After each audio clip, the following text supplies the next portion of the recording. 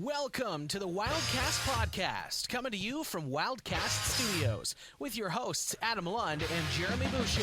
Oh, welcome into the Wildcast Studio for another playoff episode of the Wildcast Podcast, your unofficial voice for all things Moncton Wildcats. As always, fan listeners, I'm barely here with a voice, but it's better than what it would have been if we'd have done this a couple days ago. Your co-host, Mr. Adam, and I am joined by your favorite co-hoster. I tried to give myself a co-host. Your co-hoster, Mr. Adam.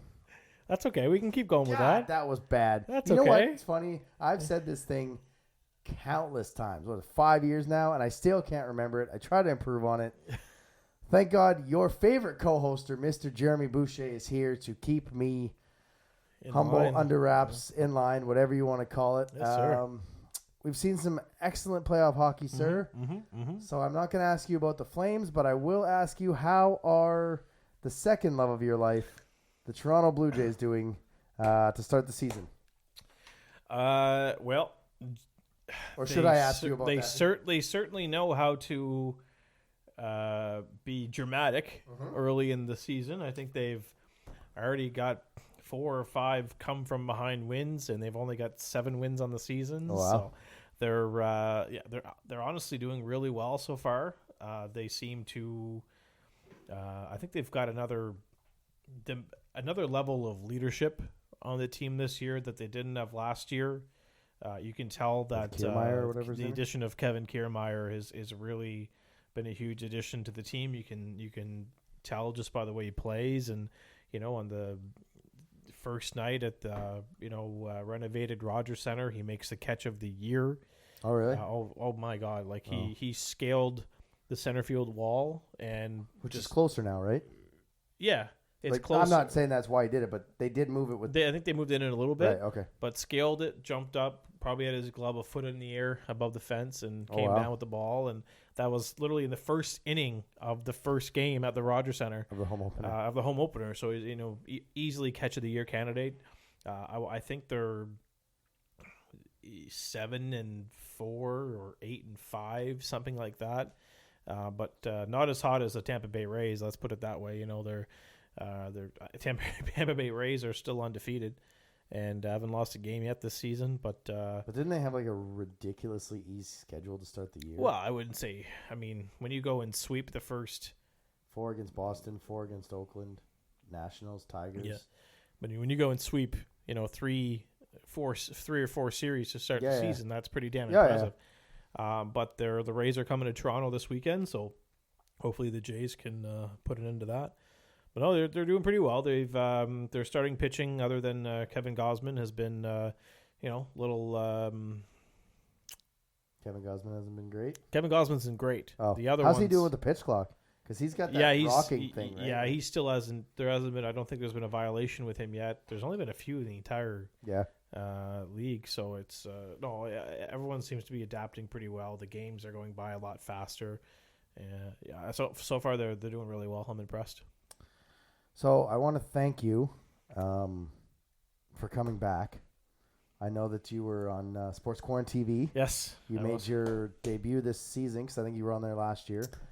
So thanks for coming back. But how was your experience on the Rogers show with friend of the show, Chris Dobson? It was good. Yeah. We covered obviously it's a little different because there's actually a countdown clock. Yeah. So you've got to make sure your times are in order, and you half-hour show. We probably talked about the queue for 20 minutes, and, and then we still had to cover a little bit of baseball, a little bit of NHL. With only 10 minutes left, it's tough to cover some other sports with only 10 minutes, but we managed to power through it. It was really it was a lot of fun. It's something I hope I get to be invited back again for, because it's like I said on the show on the Sports Corn TV. I finally got recognized at the rink. Yep. By Mr. Gabe Smith's dad. I wasn't wearing anything. Nope. Affiliating myself with the show, but he came up to me before Game 6 and he says, "Are you the podcast guy?" I said, "Yeah." He's like, "Are you Adam or Jeremy?" And I said, "Oh, well, I'm Jeremy." He's like, "Okay, yeah." So I don't have a jersey, with the show name on it like you. So You want one? It's a jersey foul. Yeah. That's the only reason I can wear that one is it's not my own name yet. It's all good. I'm getting recognized around the rink without even having to wear anything that's associating myself with the show. And now that I'm going to be on Rogers TV, maybe I'll start signing some autographs. It's weird when you start getting recognized by people that you don't think should know you. Yes, Like you came over for the second period of Game 6, and you're like, I just got recognized, and I'm like, yeah. I was like, by who? Well, Gabe Smith's dad.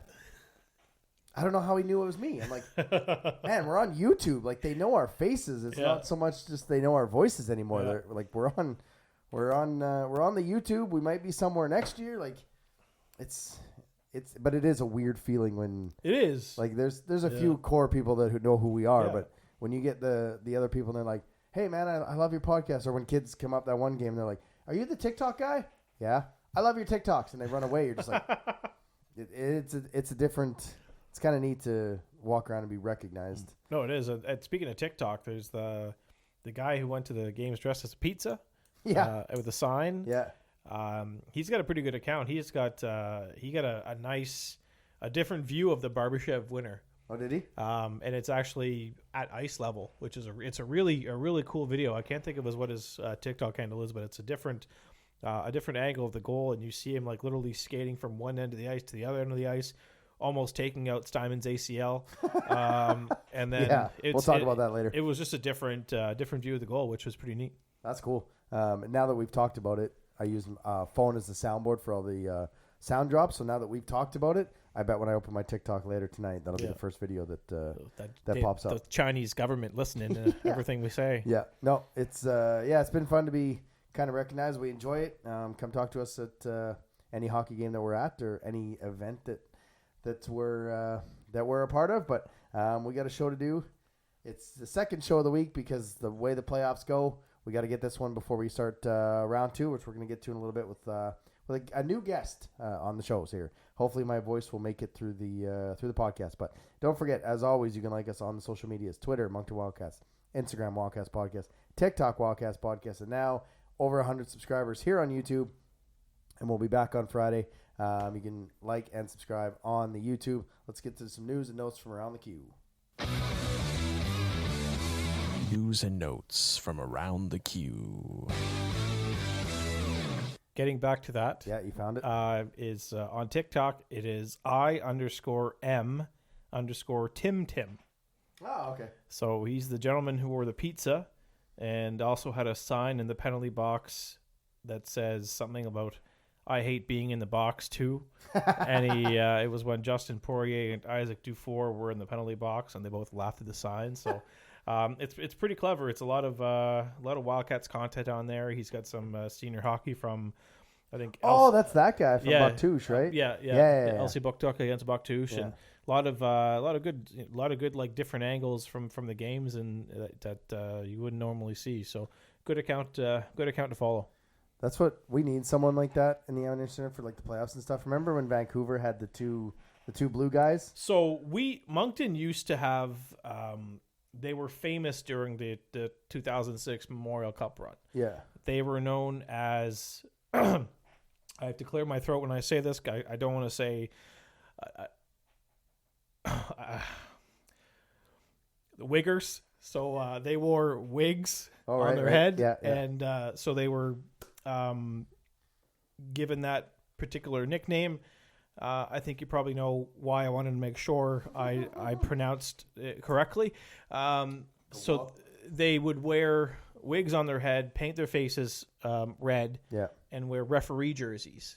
Oh, okay. And they were famous. I mean, these were the faces of the Wildcats during that Mem Cup run. They were in their pump up videos. They were. These guys brought it every game during that playoff run, and they were the most recognizable faces. Even though their faces were painted red, they were the most recognizable guys around the rink. So it was for sure. It's something that's missing as part of kind of the playoff 5. Yeah, we are going to get to news and notes here in a minute, but that's one of the cooler things would be to have that kind of fandom there, and then especially in Vancouver, I'm like, oh, that'd be so cool to be recognized by doing that, but then you got to sit in those terrible seats right beside the penalty box where you can't really see nothing. So I'm like, I'm good. So yeah, we get some news and notes. Finally, no St. John news this week. The QMJHL announced its 2023 Golden Puck Award finalists. One award was given out today, so Rookie of the Year, Felix Lacerte from Shawinigan, Maxime Massé from Chicoutimi, and Thomas Vernon of Rouyn-Noranda was given out last night. And it is Maxime Massé of Chicoutimi, which neither one of us picked, so we're 0 for 1 right now on the Rookie of the Year. But unbelievable season for him. Oh, my God, yeah. And to think he was fifth or sixth overall? I think so. Something like that. That's crazy, man. Like, he was came out of nowhere. He's a pure goal scorer, though. And I wouldn't be a bit surprised if he's third. Third. Sorry, Lavoie, my bad. Dag, Massé, Poirier, Spencer Gill, Yeah. Zonin. Yeah. Yeah, I would be a bit surprised, even though he's only 16. I would be a bit surprised if he's getting a call from Hockey Canada for the U18s. That is a pretty good top 10. Yep. Pretty good top 5 of the draft. You think that one's good? Wait till this year. Oh, no, I know. But sometimes you get like 1 or 2. Yep. But that's actually a pretty decent top 5 there. So, couple names: the Wildcats Defensive Rookie of the Year, Gabriel Dag, Marcus Kiersey, Jacob Steinman. We'll find out the winner tonight. I'd love it to be Jacob Steinman. Mm-hmm. We're not in the playoffs if it's not for Jacob Steinman. Yep. However, I just think it'll be Gabriel Dag as the number 2 overall pick. He was very good in Victoriaville. He's the new face of goaltending in Quebec. In Canada. In Quebec. I mean, he's yeah. 16 years and 4 months old. Yeah. And he's already gotten the call to represent Canada at the U18s. So he's going there as an underager, right? Which is huge. I mean, the fact he's already on Hockey Canada's radar just says how good he is. Yeah. And so, as much as I would love Steinman to get it, I just think it'll be Gabriel Dag. Yeah. And it wouldn't be junior hockey without decisions being political. No. Do you see a scenario where the Quebec Major Junior Hockey League gives a Defensive Rookie of the Year award to an Ontario free agent? I don't think so. With all due respect to Jacob Steinman. No. That's just the way it is. That's just the way it is. I'd like to go back and look. When was the last time Defensive Rookie of the Year had 2 goalies in it, though? Been a while. I think it's been a while. If it's because Jordan Spence won that, didn't he? Yeah, I think he won. Yeah.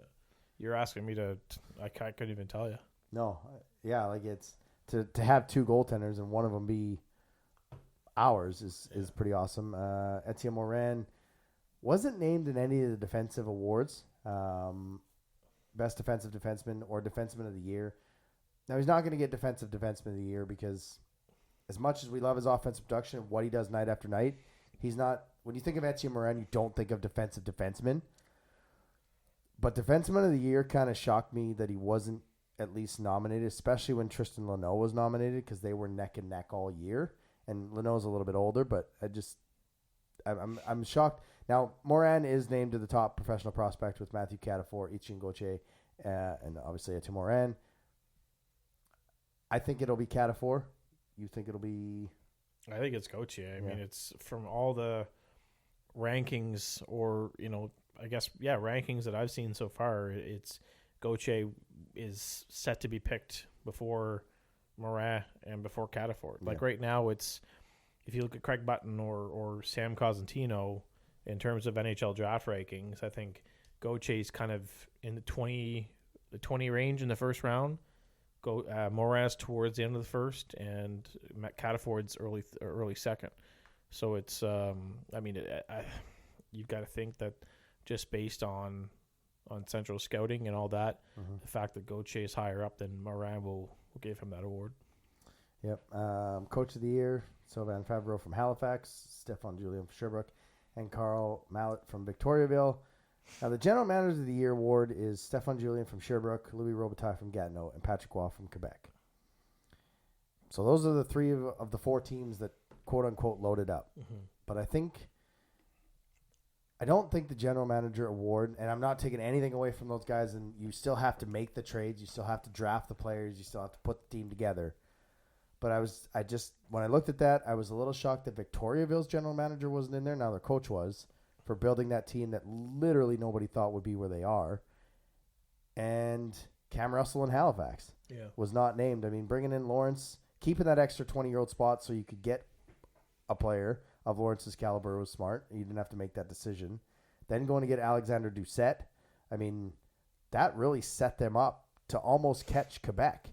And I thought those were at least two names that should have been on there. And I understand that usually the General Manager of the Year is 3 of the 4 general managers that build the super teams. Mm-hmm. But I think Cam Russell and the Victoriaville General Manager, that I can't think of his name, deserve to be nominated for that award. Kevin Cloutier. Yeah, that one. Yeah. I 100% believe they deserve to be that on that award.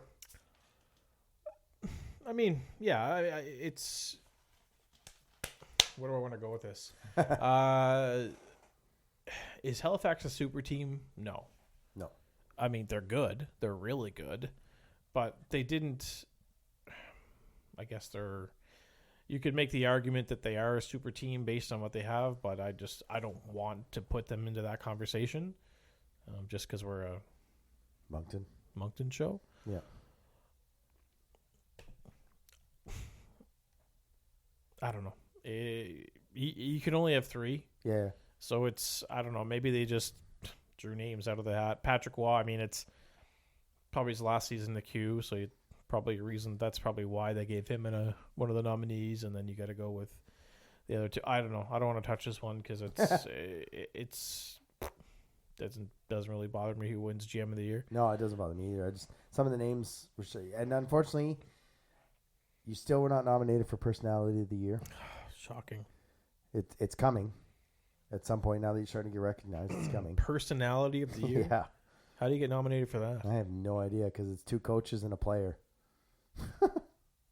Stefan Julien, Louis Robitaille, and Josh Waugh. And then MVP, Nathan Darvo, Jordan Dumais, and Josh Waugh. Well, I think we know who's going on that one.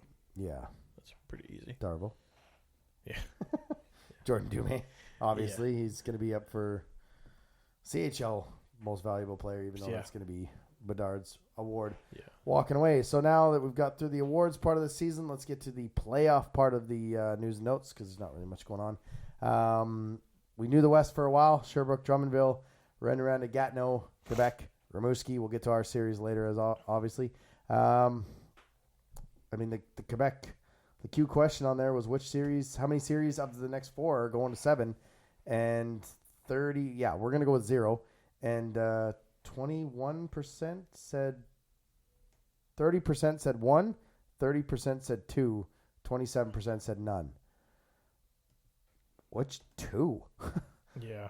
Which 1? The only one that has a chance to go 6 is Quebec and Rimouski because they're division opponents. And Serge has got that team going right now. And they seemed to play really well in the playoffs, and they have the big upsets, and they play well against the big teams. That, for me, is the only one that goes 6. You think Rimouski gets 2? I do. Against Quebec? Yeah. Honest to God, I think they're all done in 5. That's where I'm going with it. Like yes, Rimouski upsets. They upset St. John last year. It's not really an upset over Chicoutimi. Yeah. It's they were pretty even, but I don't think they can compete with Quebec. I don't even think it's close. For all I know, probably could even be a sweep. Yeah. That's just the way that none of these series are going to be close. No, everyone's waiting for the third round. Yeah. Everyone is waiting for the third round. These 3 rounds, these next 4 rounds are going to be done so quick. By the time we get to the third rounds, these teams are just going to beat each other up. Yeah. It's a good thing they may go through this one quick because they're going to need rest for the next one. So you're not riding the Drummondville wave? Let me touch on that one for a second because I don't want to say one thing on Sports Corn TV and then say something else on this show. Yeah. So of course I do want to, boost my my own ego here a little bit by saying that I did correctly predict all 8 series in the first round. Not very many people can say that because I did predict. Yep. Drummondville's upset over Victoriaville. Am I riding them in round 2? Look, I want to say, I did say on Sports Corn TV that I will give them the benefit of the doubt and that I think they would win 2 games against Sherbrooke. Okay. So I'll have to stick with that. That's the one you think might go 6? Yeah. So we'll, just based on the fact that I want to ride the wave a little longer with them, but easily, again, this is a Sherbrooke series win, 5 games or 6 games for sure. I think with both Drummondville and Rimouski, if they can win game 1, they have a chance to get to 6. And it works for all 3 of those series. Like Redner and Gatineau, now depending on what Gatineau has running through their locker room, because apparently there's some sort of virus, maybe don't go to a spa.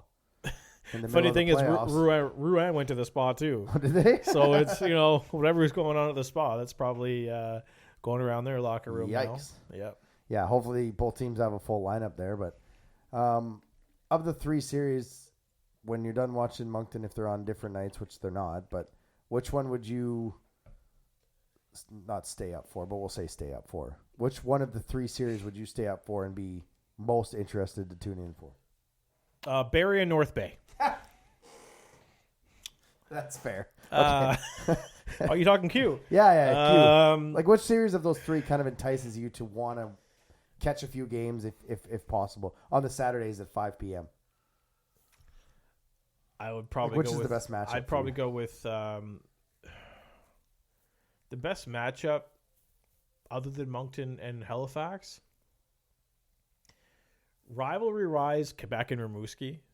Yeah. But you can't shy away from the rivalry between Gatineau and Rouen. But it's just not the same caliber of Quebec and Rimouski. Like, these organizations flat out hate each other. There's been so much crap between these 2 teams over the years. But that's probably one that however, I have an utter dislike for Patrick Waugh, so I try to avoid everything to do with him. Yeah. So honestly, with that said, probably Gatineau and Rouen would be what I'd stay up and watch. Just because I know Rouen is one of those teams. They're young and exciting, and they're quick, and they're skilled, and they kind of remind me of Drummondville. I think they're one of those teams that could maybe win next year. And they've got. I just think they're an exciting team. They're well coached, and I've always said, if I was a player in this league, and I'm an English kid, I wouldn't mind. Rouen's one of those teams I wouldn't mind going to play for, right? We've heard the Poutine across the street is pretty good, and so I've got to just based on the Poutine factor alone. I mean, you got to cheer, you got to support Rouen. Yeah, and if you're gonna put something behind a team, a Poutine factor. Ren to me kind of seems like back before Seattle, the Seahawks had the Legion of Boom and got really annoying, and everybody jumped on the bandwagon. They were that little team in the Pacific Northwest that you didn't really hate. You were okay if your team was out and they had success because they were just that little team that didn't bother anybody. And that's quiet. it, right? And that's how Rouyn-Noranda feels to me. Like, I have no affiliation to them.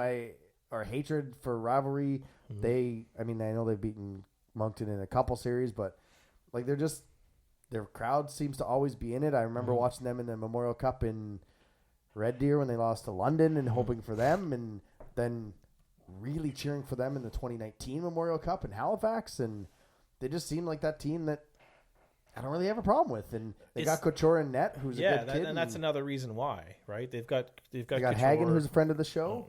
So you kind of have to. And to me, Rouen's like Switzerland. It's like a neutral. Yeah.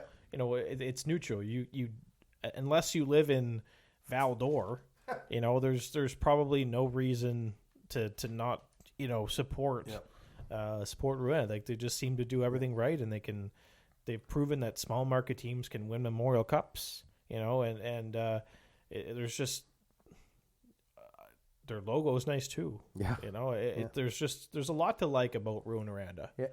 And just, you know, how old the rink is, and you know, they got local players here, you know, that are going up there and living life and you know, living the dream and just having a lot of fun, and that's it. You got to support a team like that.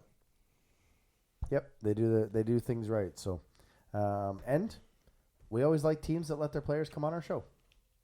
Sure. Well, we should probably stop talking about Quebec series and maybe talk about ours, eh?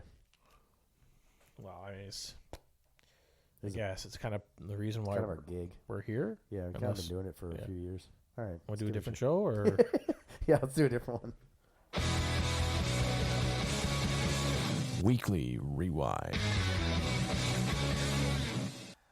Welcome into the Weekly Rewind, presented by the local sports pub, or PIB, as I said on Twitter today. Looking for a great place to have some wings, beer, watch the Wildcats and other sports with friends. Head to 1715 Main Street, where the Salty Sea Dog used to be.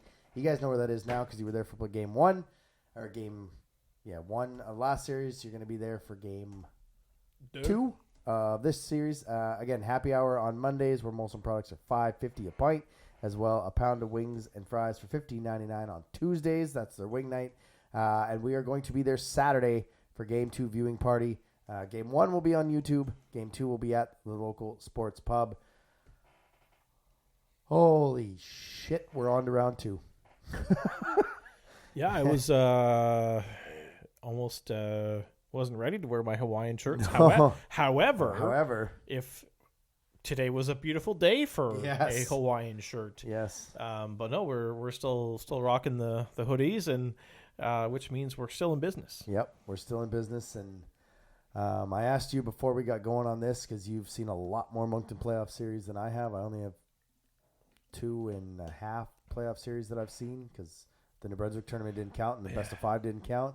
So I go off my NHL experience, and I cannot think of a better playoff series that I have ever watched. But I asked you, other than the St. John series in the finals that they won and the Quebec series that they won, has there been a better Moncton playoff series you've ever seen? Oh, man, that's tough. I don't think I can't remember a series. Maybe the Garland years when they kind of surprised Victoriaville and Rennes. Nothing had the drama. Yeah, and the quick hatred. The quick hatred. Quick in that series. The heart rates. The stress. The everything. It literally had everything. Voice. Adam lost his voice in Game 7. You know, it's there. Layla almost lost her arm. There was a lot to appreciate as a hockey fan. Yeah. You know, in this series, you know, when you've got, you know, Q fans and you know, members of the media, you know, just saying how incredible the series was, you did pretty good. You know, broke a new league record for most overtimes in a 7-game series with 5. All 4 in Moncton went to overtime. Unbelievable, man. Like, that's... Imagine having games 6 and 7 in your building, knowing that 3 of those 5 had gone to overtime, and you don't do anything to sell the building. Like, what are you doing? Yeah. I digress on that. We're not going to focus on that, but yeah, for those that I haven't told. So if you're listening audio, go to YouTube and go to about 29 minutes, and you're going to enjoy this. So Baudouin makes that unbelievable pass to Barbashev, right? Yeah. So I haven't sat down since, and Jeremy can attest to the game before. I don't sit down. That's why I have a seat with nobody behind me. 3 minutes left in the second period, I was up. And the whole third period I was up. Into overtime I was up. And when Baudouin hit that pass to Barbashev and he was on a breakaway, I grabbed Layla like this, and I grabbed the shoulder, and it was up and down and up. And like, I swear to God, I got this much air. with every jump I had, I couldn't contain myself. She's pretty sure she may have a bruise from when I actually grabbed onto her shoulder. Like, I've never been that excited for a goal, I think, in my life. No, you're right. For anyone that saw my reaction after the Hamel winner in Game 5. Yeah. Well, my Game 7 reaction, if I was on video, probably would have been even better. I fell backwards off my chair, and to the point where I was wearing my iPhone headphones, and they were plugged into my laptop, and they came ripping out of my laptop, and they like basically swung around my neck, and I just, Gronk spiked the headphones on the ground, and it was thrilling. Let's put it that way. Did you wake up Avery? No, I didn't. Surprisingly, I didn't. The old man that lives downstairs didn't even come upstairs to yell at us or anything. And was Megan watching it too? She was watching TV. Oh, okay. I was at the kitchen table, and she was like, "Did they win?" No, I reacted like this. Yeah, they took a tripping penalty. Yeah, yeah. That reminds me of when in 2006 the Oilers playoff run when Sean Horkoff scored in like triple overtime. Oh yes. My ex-wife and Haley were up sleeping at like 2 a.m. in the morning, and I've never cheered so quiet in my life or yelling, just like because I didn't want to wake them up at 2 o'clock in the morning. Yeah, like it's just that's probably the second most excited I've ever been for a goal. And before we get into the actual like kind of series review and into that, Baie-Comeau has so much going for them moving forward. That is a good hockey team. Yeah. Louis William from the Draftcast, who joined us pre-show and was kind of talking to us during the series, and all the fans on Twitter until the Game 7 and through it, there was the hatred and the chirping, but from what we saw on Twitter, pretty good fans. But that they have a lot to be excited about with Poirier, Malofsky, Charlot, that whole decor, Lanton. They're Lancier, they're ninth, they're the 10th pick. Yeah. Like that team, I don't think we've seen the end of. No, God. And no. I don't think we've like in a playoff series in Moncton that's going to mean something, and it might not be in the first round. Like that could be a third round next year or even in 2025. Like that is a good group moving forward. And Justin Poirier is a very good hockey player. But he's on my I don't like him anymore radar, and that's what playoff series are about, and that's what they do. And he's got that little Marchand rat in him. He does. And he gets under your skin, but he can put the puck in the net. And so he may be Jeremy's favorite player moving forward, but he's not mine. But yeah, they got a lot of good going for him. And thanks to Louis William of the Draftcast for jumping on. Hopefully we can have him on for the draft, or at least meet him when we're up in Sherbrooke. But I mean, that is a very good hockey club that we just survived. Yeah, 100%. I mean, shout out to them for, being the reason, why we had such a great series. And for the 3,000 people that were in attendance in Moncton, they made it, not just Baie-Comeau, but the two teams made it, so entertaining. And you're right. Like, they're kind of on that almost same trajectory as Moncton right now. They've got Chiarlo and Steinman are the same age. They're in that 04 group. And you've got to assume in 2 years, Chiarlo is going to be their 20-year-old goaltender, and Steinman's going to be Moncton's 20-year-old goaltender.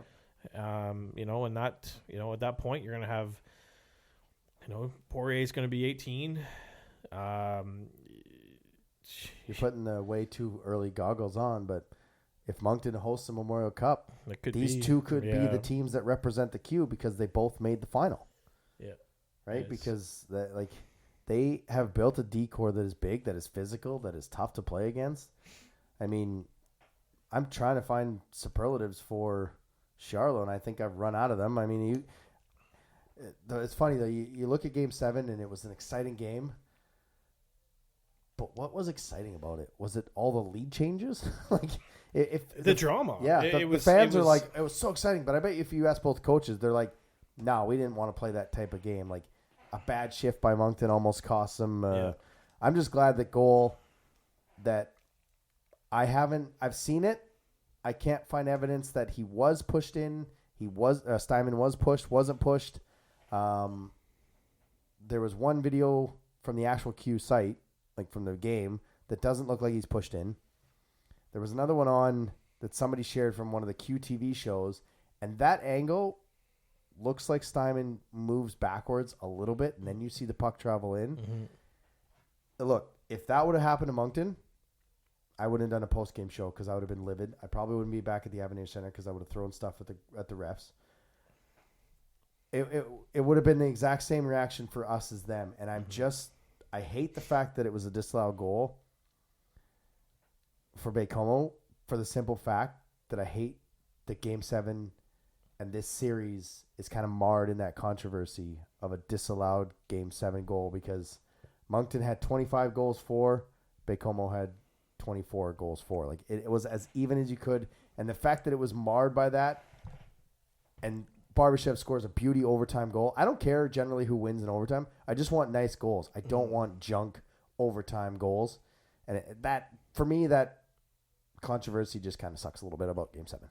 Yeah, it's kind of the only thing that the only downside of it. I know there's one Baie-Comeau fan on Twitter right now that's still complaining. If you think we benefit from Mills or Maé reffing, bro, not at all. That's probably the worst combo that you could get in a Game 7 for Moncton. He's trying to say that number 21 is, the most dangerous person in Moncton. And when I saw him when I saw him tweet that, I replied with the headshot of Nathan Grenier. Because he's the number 21 in Moncton, the most dangerous player in Moncton. So have whatever opinion you want on it. Yep. Did you see Morin's reaction to that goal? Like when he's just he puts his hands over his face because he's like, "Damn, it's over." Yeah. You think he knew something? I mean, you got to think he was I think he thought it was over because, I don't think all the other players kind of turned and looked at the ref. Yeah. But he didn't. He instantly put his head down like it was over. Yeah. I think Moncton caught a break. I didn't see anything wrong with it. They shot it from behind the net right into Steinman's pads, and in my opinion, it was loose.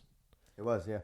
And in my opinion, this Baie-Comeau should have won the series, and that's you can say whatever you want about that, and say it was not a goal, but that's just my personal opinion, and I'm not going to sit here and try to debate anybody who says that it was no goal, because to me the puck was loose, and when you see a loose puck, your initial instinct is get a stick on it. And that's what Ladouceur did, and caught a break. I mean, it's in my opinion, it was a goal because I saw the puck, I saw it loose. Yeah, and it was in my end, and I think somebody else put where Maé was standing, and maybe if he's standing behind the goal line, it may not look like Steinman gets pushed, but maybe from his end, the way La Rochelle went in, he thought that. But either way. What do you look at from Moncton in this series? What did you learn from Moncton in this series? Because I learned that the depth that we talked about all year actually showed up in the playoffs. Mm-hmm. And from the first line to the fourth line, I had trust in every line that come over that bench. Mm-hmm. Samson, I think Gabe Smith was one of the better players in the bottom six in this whole series. He didn't get the goal. They were coming close. But I learned that our depth actually paid off, and it didn't matter what line was coming over the boards. I was like, all right. I wasn't like, God, why are we putting the fourth line out? They're not doing anything.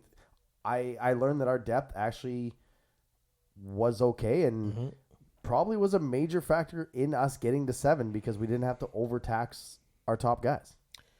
Yeah, I have to agree. Like the fourth line, every time they came on the ice, they seemed to do something. But on the flip side, if they got hemmed in their own zone, it looked like you could almost smell a goal happening. Yeah. So that's if there's anything they've got to work on, going into the series against Halifax is, you've got to be able to do a little better in your own zone, because Halifax is 5 times as lethal as Baie-Comeau is, and there's instances where against Baie-Comeau that probably would have resulted that didn't result in a goal against, but in Halifax it will. Yeah.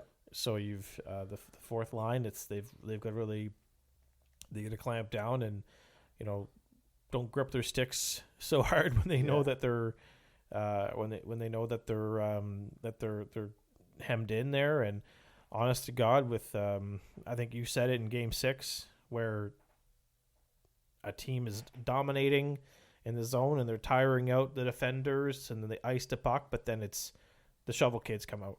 Yeah. Right. If you know that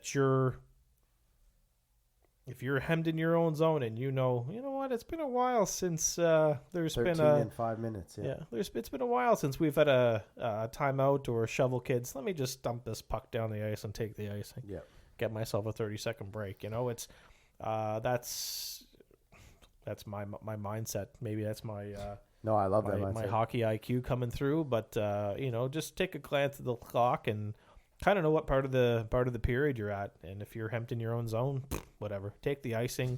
Get your 30-second break and try to and go from there. Yeah.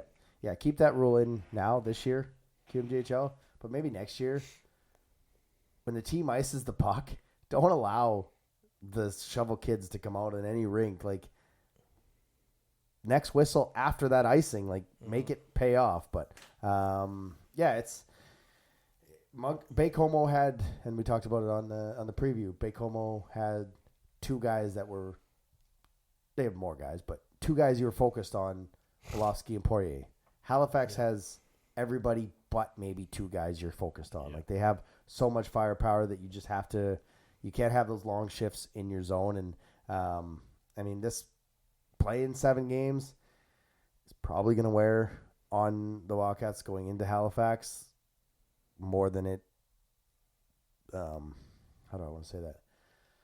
Like, if they'd have beat Baie-Comeau in 5, they weren't going to beat Halifax in 6 or 7.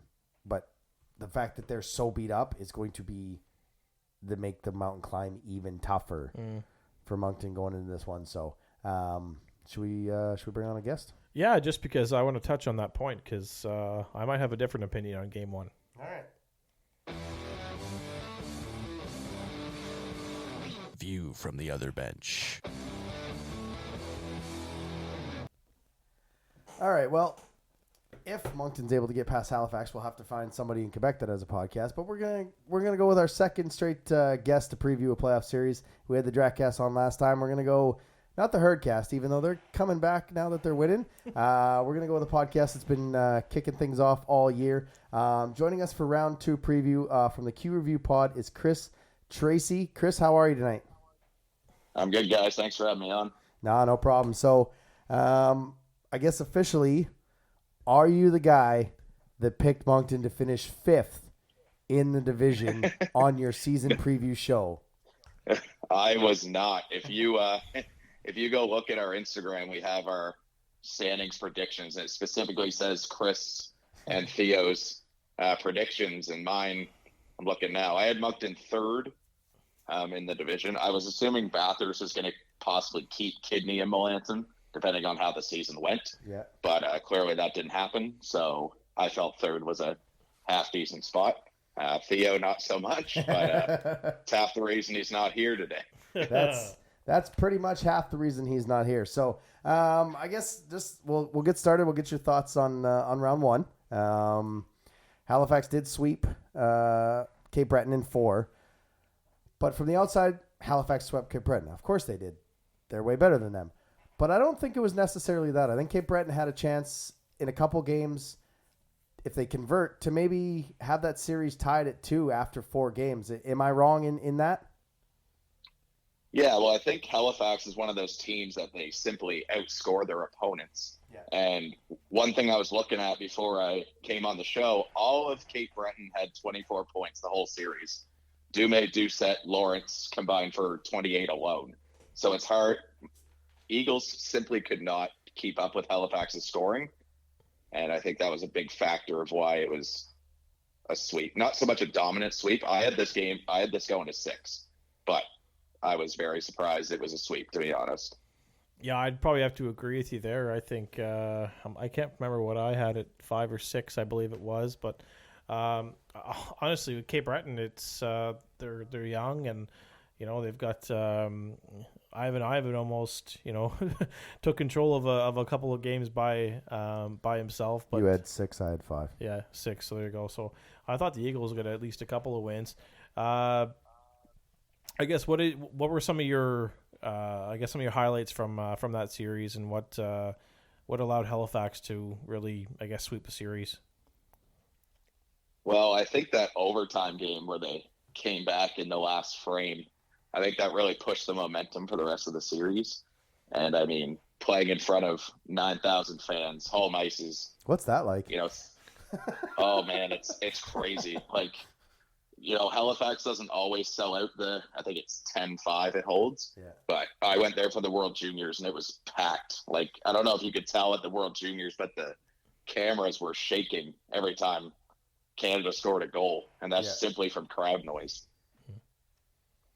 And I am sick of the song Heave Away, I'll tell you that right now. But did Halifax make it their goal song? No, their goal song right now is like a bagpipe song. Okay. It's a good song, like it gets you fired up, but I don't think I'd go to another game if Heave Away was the goal song, to be honest. Okay, all right. I thought maybe they just adapted it because it worked for Team Canada, that they kind of adapted it. So it was one of the, I think it was that one, and I think it was game 1 or game 2 where Cape Breton had 14 shots before Halifax had 3, and Rousseau just kind of stood on his head. And I guess that kind of leads into, this series coming up, and Halifax and Moncton always have wonderful rivals. And I said at the trade deadline that, our wish for the team, Jeremy just wanted a home playoff series. I wanted the 3rd seed because we were 3-1 against Halifax. Halifax was way behind Quebec. I felt if we got Halifax as a matchup, that would be better than getting Quebec. Then we went on to lose 6 straight against them in the second half of the year. And I don't really feel that. But I think if there's a series that you can kind of throw the numbers away, I think when it's Halifax and Moncton, that kind of happens. And just what is your feel coming into this? Obviously, you guys are 30-point favorites. So just what's your feel on this series before we get going? Well, I mean, if last series Moncton and Baie-Comeau taught us anything, it's that the Wildcats can score. I think that's the difference between Cape Breton and Moncton for opponents of Halifax would be that Moncton knows how to score. They can play that high-scoring game that Halifax has. And so I think Moncton does match up really well. They have had lots of comeback wins against them this year. So I think I had this going 7 games, and I really think it could go either way. I haven't seen a single prediction that has Moncton winning this series. No. Ab and I ourselves are taking Halifax. I guess if Moncton were to pull off an upset in this series, what will have to go wrong with Halifax? Now, I don't think the question so much what needs to go wrong with Halifax. Last series, I don't know if you listened to our preview show, but Sean Crocker said that for Moncton to beat Baie-Comeau, Etienne Morin has to be the best player in the series, and he was by far. And I think in this series, Jacob Steinman has, and I have has in my notes in capital letters, 10 exclamation points. He needs to be the best player in this series if Moncton wants to win. Mm-hmm. I think he can handle the high shot load. He faced about 25 shots a game on average in that 7-game series. And so I think he's up to the task. And I honestly think that Moncton has the edge in net over Halifax. That's just my personal opinion. But That's what I got. We'll take it. That kind of goes with your opinion at the trade period. You said Halifax was going to struggle in round 2 because of goaltending, and I think the biggest key, if Moncton has a chance in this series, and sadly I really want to be on the bandwagon and say they do, but I don't think they do. But if they do, it's a special teams battle, and Moncton is going to have to be absolutely disciplined. And even when they get that penalty, they can't take the next one. They have to win the draws. I think special teams is going to be key, because with Baie-Comeau, it was how do you shut down Poirier and Malofsky, 2 best players on that team. With Halifax, they have everybody is the best player on that team except for maybe 2 you have to worry about. And so I think special teams is going to be such a key for this series overall with Halifax at about a 30% clip this year, that Moncton cannot get in penalty trouble, or this series is going to be over quick. Yeah, you say that, but at the same time, both teams averaged about 5 to 6 penalties each in their first round series. So I think Halifax, you could debate, also needs to stay out of the box. And one thing I want to add about Steinman, the reason I think he has the edge over Rousseau, back in 2013, Zach Fucali, everyone says he's the greatest Mooseheads goalie of all time. However, look at that team in front of him: McKinnon, Drouin, Ferk, Abelsazer. Like, he was only facing 12, 13 shots a game. Yeah. And I feel that vibe with Rousseau. He doesn't face off more than 20 shots very often. And so Steinman can handle that high shot load. And that's why I got the edge. But yeah, special teams definitely going to be a factor in this series. Well, I appreciate you giving us somewhat of an edge. I mean, I guess we'll take it. Yeah, there's not a lot of things we're gonna get edges on, but we'll take it. That's true. Yeah. Any plans to make it to Moncton for I guess games 3 and 4? Well, you know what? I got a notification on my phone today saying that the Mooseheads are hosting a bus trip. Of course they are. Of course they are. On game 4. That's how you fandom. Yeah, unfortunately, I think I'm in PEI. I work for High Button Sports as well, and we're going to PEI to cover the Chowder Cup, so I won't be able to do that. But it would be nice to go and watch Game 3 and 4. I love the Avenir Center. What's the Chowder Cup? I think it's a Spring League team, Spring League tournament, whatever you'd like to call it. That's all I know so far. I just know I have to call play-by-play. That's about it. Oh, that sounds fun. Yeah, it should be. Yeah, no, that's how teams usually do fandom in the playoffs, or regular season. They have bus trips and deals and tailgate things, and they sell tickets so people show up at the rink for playoff games. So, we could talk about the stars: Dume, Katafor, Vidicek, Moran, LaBelle, Barbashev.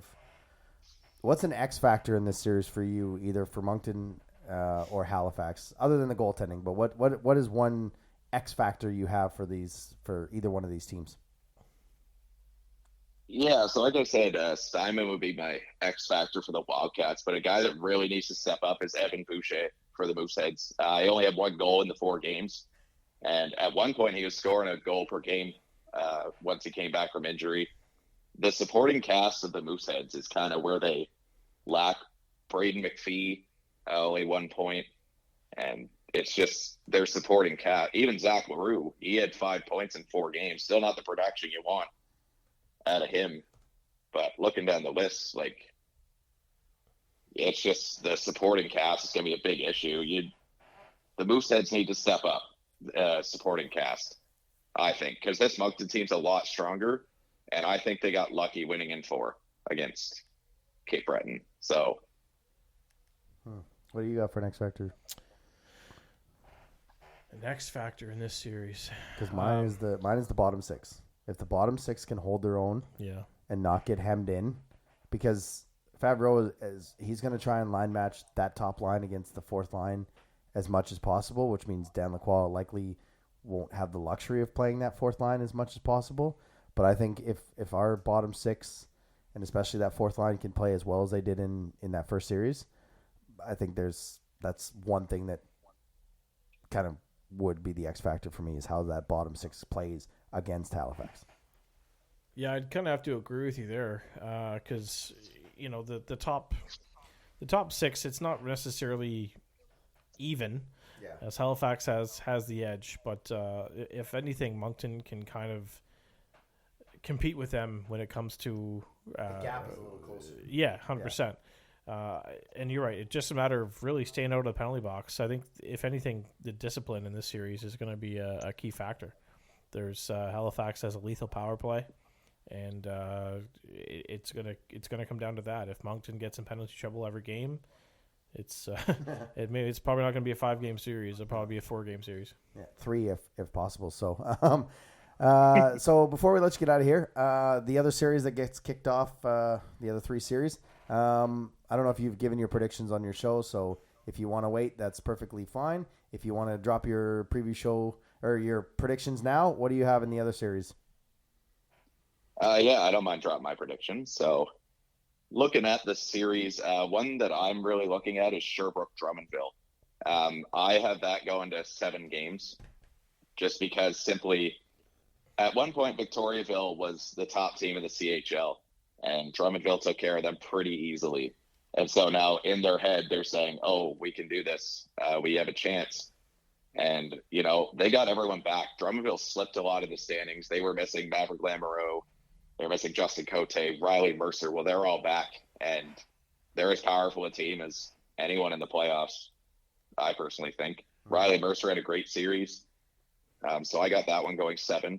I would say Sherbrooke, but I think Drummondville will hold their own. Halifax Moncton, I said Halifax 7 games. Quebec Rimouski, I think this has the potential to be a sweep for Quebec. Rimouski's highest scoring player is Will Dumoulin, 58 points. I just don't see them taking on the offense of Quebec, especially with Justin Robida really stepping it up lately. And I had Gatineau over Rouen in 6. Wow, you got some. I think I found the guy that voted for 2 on the on the how many series will go to 7 for the Q. So did we actually do our predictions? Yeah, we did. Did we? Okay, Yeah, cool. yeah. I couldn't remember if we did. So you got Halifax in 7. You got Halifax in 5.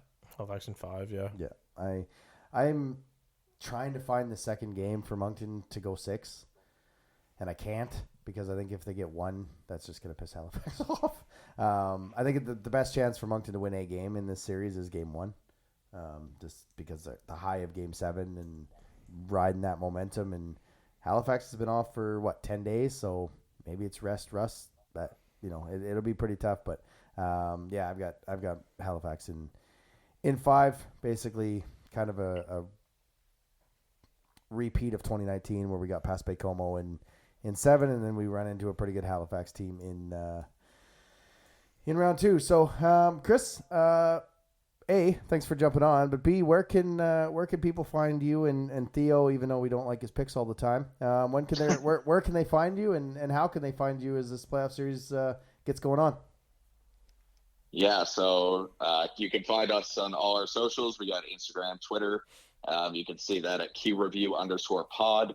And you can also check us out. We're on Apple Music, Spotify, and we started YouTube as well recently. So you can find Q Review podcast, and we'll have all our predictions. Our playoff preview show should be coming out tomorrow. Our round 2 preview, sorry, but should be a good one. I'm excited for this second round. Yeah, no, it's I'm excited for the second round because we got there, but I'm also excited for the second round because that means it leads to the third round, and if all the favorites get to the third round, that's the round I'm looking forward to. So, man, I really appreciate you jumping on with us to preview this, and you're now a friend of the show. Not so much Theo yet. Well, he has to earn that, but you're a friend of the show, and hopefully we can do this and do this more, and maybe into the draft as we get into that. It's always good to have other podcasts and just keep growing this league and everything. So really appreciate you taking the time to join us tonight. Yeah, thanks a lot, guys. Maybe we'll stop into Moncton and see if Theo and I can change your mind. Sounds good, buddy. All right. Thanks a lot, guys. I'm a big fan of Chris. Theo, I remember listening to that first episode, and I was like, really? 5th? These guys probably won't last. That just seemed like, and he kind of reminded me of, Sir Jordan Peckham. Oh, yes. Like just when he come out with his, and he got through most of his reasons why, and he's just like, I just don't like Moncton. I don't want them to succeed. I'm like, I'm like, is that Jordan Peckham? I can't. Is it? But no, it's always good to have other people jump on and give us a reason to preview series with other people, and it just makes everybody better. Your thoughts on game one? Yeah, so I wanted to touch on this a little bit, and you kind of mentioned it during our talk with Chris. Is, if you want to look at, Moncton is more game ready. Yeah. At this point, Halifax has been off for a week now, and if not more, and Moncton's been, on the ice, given, in fifth gear every night for what seemed like 10 days, and Halifax has been off for over a week, practicing probably in third gear, going bowling at the Bolorama in Dartmouth, sitting in a classroom getting a pep talk from Claude Julien. If anything, Moncton could very well have the legs in game one to maybe get on the Mooseheads early, get a lead, get a couple of goals, and then, dear God, keep a lead, not like the other series. And that's what I was going to say. I was going to weather the storm. Yeah, because they're gonna if Moncton gets off to a hot start in game one and they get a few goals, and Halifax is coming hard in the second half. So if that happens in game one, Moncton's just got to weather the storm and hopefully maybe steal a win in game one and just build off that. Yeah, because you're looking 8,000-9,000 people that are going to hate Moncton. They're going to be loud off the hop. A perfect scenario start would be weather the 5-minute storm and somehow have a 2-0 lead midway through the first period and just kind of quiet that crowd a little bit. That's a perfect storm for Moncton, and then just kind of build on that and stay disciplined. I think they have a good chance, and if they get one, I'm not saying they're going to get 2 and 3, but they get one. Now you at least are coming home with a split, and to come home with a split against Halifax with 2,200 people that are going to be in the building, they better start selling. You know what? It's ridiculous. It is cheaper to go to a Halifax game in Halifax at $17 than it is for round 2 in Moncton. Figure it out. Like, it's $26 for my ticket. It's $17 if I want to go see them in Halifax. That can't happen. They got to do something to fill that rink. You got to figure it out, and by doing something, I don't mean going, oh, good, Halifax fans are coming, we'll sell the rink out. That's not a good thing to have when it's going to be louder for the other team than it is for our own. But I digress again because I don't want to go on a tangent because we got a show to finish. Do you got a stick tap? It's part of my responsibilities, I believe it. It is somewhat part of your responsibilities? Yeah. Let's do this. Oh, wait, sorry. Are you ready for everyone's favorite part of the show? Yes.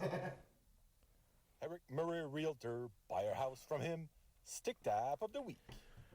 Okay, so yes, everyone's favorite part of the show, and this is going to be a first-time award winner. If you want award, I don't know if you want to Absolutely, put it it's award winner. So the stick tap is going to a gentleman who happens to be a reporter for CTV Atlantic, based out of their Sydney office, Sydney, Nova Scotia. Right. A gentleman some of us listeners will know as the Deer, otherwise known as Ryan McDonald. Ryan McDonald is an avid runner, and on Monday he will be living his dream as he competes in the Boston Marathon. Oh, wow. Yeah. Nice. So shout out to the Deer, Ryan McDonald, for accomplishing that feat. I know it's something he's been working on for many, many, many years. He's been So you don't just get up and run a Boston Marathon? I guess now I got to train for it, apparently. Apparently. Yeah. My Boston Marathon would be, it's... Boston cream donuts? Boston cream donuts. Hot dogs, Oh, sorry, I didn't hot mean dog that. stands, hamburgers, I'm sorry, that street sounded mean. meat, Boston cream donuts. No, you're not lying. No, this is awesome. This is obviously not something you can just get up every morning and say, I'm gonna race in the Boston Marathon, and you've got to train for this. Yeah.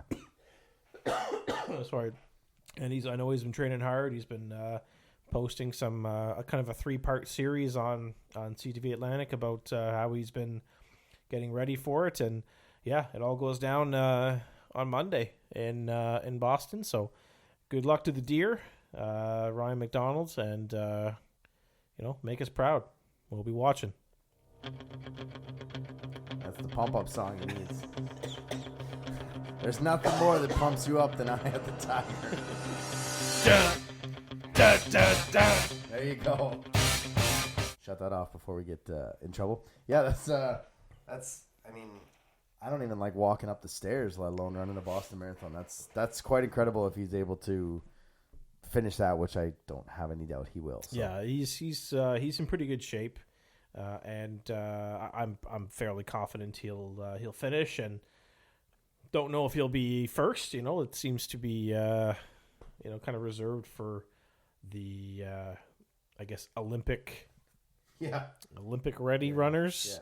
Yeah. Ryan's age is getting up there. No offense there, but there's probably up on all of us. Probably some fresher legs that are going to be in that race compared to yours, Brian. Yep. The Stick Tap of the Week, sponsored by Eric Murray Real Estate with the RE/MAX Avante team. If you're looking to buy or sell a home in the greater Moncton or surrounding area, make sure to check him out on social media or give him a call at 506-863-8802. All right, that brings us to the Wildcast Wildcat of the Week, presented by Rosemary Lynn Massage and Spa. Take advantage of her loyalty card this month as well. In the month of April, it is their birthday month. They've been going for 2 years. Congratulations to them. Every time you book an appointment with them, you are entered to win a draw of a gift basket with prizes worth over $600. As well, when you come to the local on Saturday, she's given us some gift cards, 2 $50 gift cards. I'll take that. And 2, you want the manicure one instead? That's just $50 gift card. Well, you can't spell manicure without man. And 2 manicures, so we'll give some of those away on Saturday at the local, and then we'll save a couple of those for the end of the season show. So thank you to her for donating those to us. If you want to book an appointment, call 506-830-1224 or drop in for a visit at 1224 Mountain Road. This one is a struggle.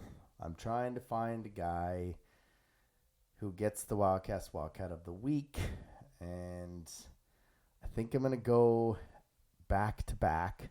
Oh my God. Now, you could have gone LaBelle. He scored 2 pretty massive goals in Game 6 and Game 7.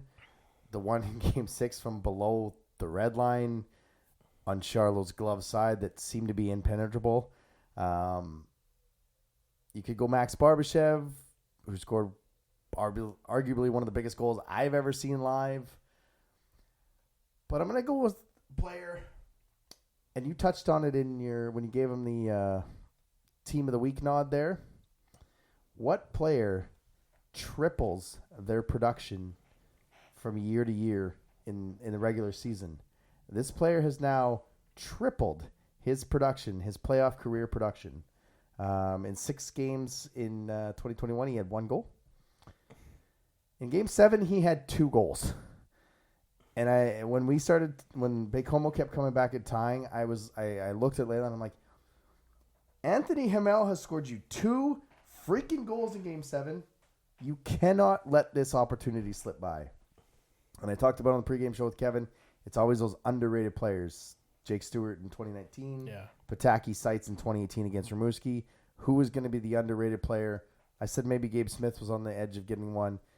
Lo and behold, it's Sniper's going to snipe Anthony Hamel that had not only 1 but 2 goals. His second one was exactly like his OT winner. So he's got 3 goals in the playoffs in 7 games right now. So he's tripled his playoff production. So the Wildcat of the Week, presented by Rosemary Lynn, goes to number 2, Mr. Tony Hamel. So that is it for us. Again, join us tonight. Game 1, Halifax Moncton. We will be on YouTube. It is the viewing party. Jump on. I think you have to have an account to comment. So jump on. It's free to have an account. We have over 100 subscribers. Maybe we can get to 150. Maybe we'll be lucky to get to 200 in over this playoffs. But Game 2 tomorrow night, we are going to be at the local sports pub. We're going to have a chance to win a gift card from our wonderful sponsor, Rosemary Lynn's, you're going to have some freaking poutine. It is poutine week. So we've done this pretty well. We had one game with Wing Night. That's a win. This game with poutine. Who doesn't love poutine? There's, I think, 4 or 5 different ones, right? Yeah, I think so, yeah, because they're with the Ghost Kitchen. The East Coast Kitchen Group, and there's like 5 or 6 options, so you're in good hands. Yes, you are in good hands as well. Don't forget to vote for our wonderful sponsors that help make this show possible from now till June 1st on moncton.communityvotes.com. Antlers Whiskey Lounge, Eric Murray Realtor, and Rosemary Lynn Massage and Spa. We'll have a regular show back on Wednesday as there's a little bit of a break between games 2 and 3. For those that are going to Kevin Hart, enjoy it. And, man, I am, even though it's Halifax, I'm kind of pumped to get going again with the playoffs. I'm glad this wasn't a post-mortem show. I'm kind of excited to get this as much of a gap as there is. Like I said when we were on with Chris, you can kind of throw those out because these two teams are not going to like each other, and it's going to be a battle. Yeah, you're right. However, it's going to be a fun series. I think we know it's not going to be a long series, but to get that 7-game playoff experience for the young guys is huge, and anything above that is just peanuts. It's extra money in the bank. Absolutely. All right, guys, we'll see you tonight on YouTube. We'll see you tomorrow at the local, and we'll see you next week for another show. Thanks for listening to another episode of the Wildcast Podcast. Follow us on social media at Moncton Wildcast.